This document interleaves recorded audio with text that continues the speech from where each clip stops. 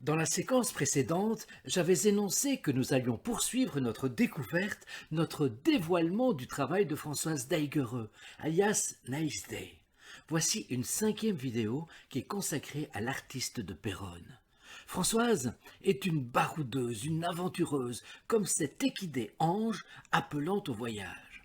Elle nous a confié qu'au tout début des années 1970, elle arrive en stop à Lisbonne et voit l'océan immense qui s'offre à elle. Elle se promène sur les quais d'embarcation, parle avec les marins qui attendent le déchargement et le chargement de nouvelles marchandises. Elle contemple aussi ces immenses cargos, sans ces ennuyeux containers, précise-t-elle, ces immenses cargos amarrés avec leur équipage. Elle a envie de les accompagner. Mais les marins professionnels accepteront-ils une jeune femme sur le bateau? Après quelques refus, elle réussit finalement à trouver un cargo grec qui l'accepte comme voyageuse au pair, si tant est que l'expression existe naturellement, jusqu'en Amérique, et ce, avec escale, mais aussi, heureusement, non seulement pour l'aller, mais également pour le retour.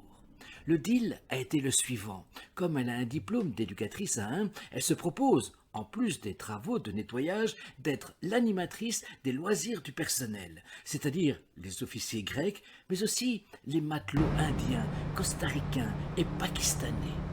Normalement, ces gens-là ne se mélangent pas. Françoise, cependant, est fière d'avoir néanmoins pu organiser des anniversaires multiculturels, des tournois de ping-pong sur mer. Mes plus beaux souvenirs, poursuit-elle encore, sont ceux de certains soirs, bercés par les flots, sous les étoiles, tout en écoutant les histoires extraordinaires de quelques Grecs, Indiens, Pakistanais ou Costaricains.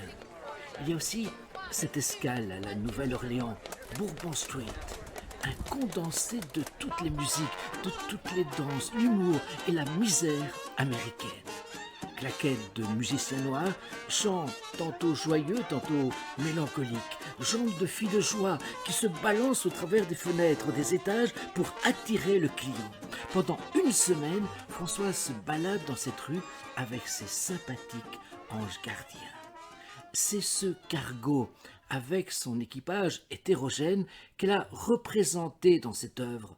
Le lion représente le capitaine, grand chef à bord, faut-il le dire. Le cheval, c'est le chef mécanicien. L'aigle est un Indien avec son turban. Je me souviens très bien, ajoute encore Naïs, d'une histoire étrange qu'il a racontée, celle d'une femme oiseau dont les ongles et les cheveux touchent le sol. Cette femme oiseau est représentée sur ses genoux. Reste la lapine. C'est Françoise Daigereux elle-même. Les grandes oreilles sont celles de quelqu'un qui écoute très très attentivement. Cette fraternité marine bigarrée a été très aimable et protectrice à son égard, conclut Nice Day.